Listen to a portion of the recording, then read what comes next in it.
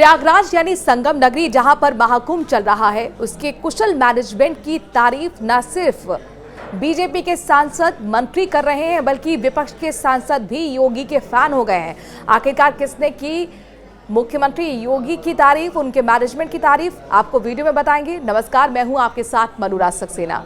प्रयागराज महाकुंभ में देश विदेश से लोगों, लगातार श्रद्धालु इस बार त्रिवेणी में डुबकी लगा रहे हैं। और हुगली से तृणमूल कांग्रेस की सांसद है रचना बनर्जी, वो भी सरस्वती पूजा के दिन यानी कि बसंत पंचमी के दिन, जिस दिन तीसरा शाही स्नान अमृत स्नान था, महाकुंभ पहुंची और आस्था की डुबकी लगाई। उन्होंने गेरुआ वस्त्र धारण कर पुण्य स्नान किया, जो कि 144 साल बाद जिस तरीके का संजोग बना है, हर खास चाहता है कि वो पुण्य कमाए, महाकुंभ में जाकर आस्था की डुबकी लगाए। इस समय संसद का अधिवेशन चल रहा है, लिहाजा वो इसी बीच प्रयागराज पहुंच गई।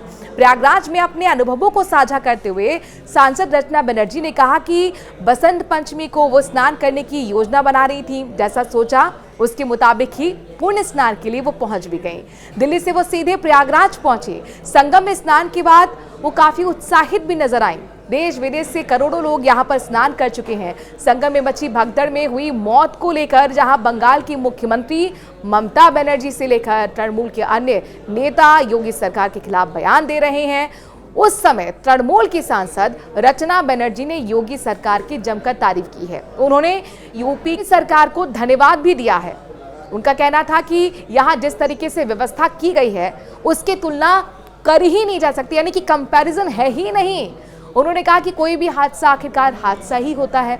आयोजकों को धन्यवाद। करोड़ों लोगों के लिए शौचालय से लेकर पानी में कोई कमी नहीं छोड़ी है, पानी में कोई ना डूबे इसका भी बखूबी ख्याल रखा गया है। उसके लिए माकूल इंतजाम किए गए हैं। देखिए, अब तक 30 करोड़ से ज़्यादा आस्था की डुबकी लगा चुके हैं। 13 जनवरी से ये स्नान की शुरुआत हुई थी, महाकुंभ की शुरुआत हुई थी। और ये कुशल मैनेजमेंट ही है कि इस वजह से यहाँ पर करोड़ों लोग बिना परेशानी के आस्था की डुबकी लगा रहे हैं, पुण्य कमा रहे हैं।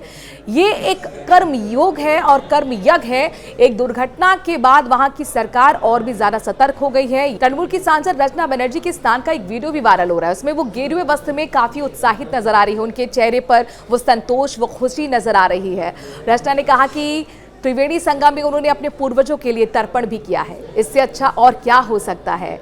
स्नान करते समय पिता को उन्होंने याद किया और वो भावुक भी नजर आई। उनका कहना था कि 144 साल बाद ये अमृत कुंभ आया है और यहाँ पिता के लिए प्रार्थना करना मेरे लिए भावुक क्षण है, निजी क्षण है। रचना बनर्जी अभिनेत्री के साथ साथ सांसद भी हैं।